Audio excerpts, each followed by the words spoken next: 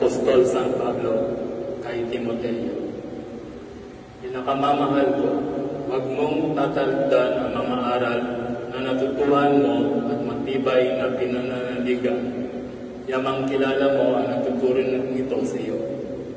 Mula pa sa pagkabata, alam mo nang ang banal na kasulatan ay nagtuturo ng daan ng kaligtasan sa pamamagitan ng pananalig kay Kristo.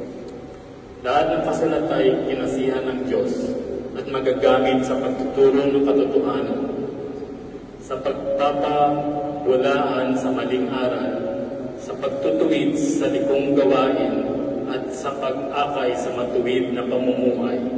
Sa gayon, ang lingkod ng Diyos ay magiging handa sa lahat ng mabubuting gawain. Inuutusan kita sa ngalan ng Diyos at ni Kristo Jesus na hatol sa mga buhay at mga patay. Alang-alang sa kanyang pagparito at paghahari, ipangaral mo ang salita ng Diyos. Napapanahon man o hindi, hikayatin mo pagsabihan at patatagin ang loob ng mga tao sa pamamagitan ng matyagang pagtuturo. Ang salita ng Diyos. Salamat sa Diyos.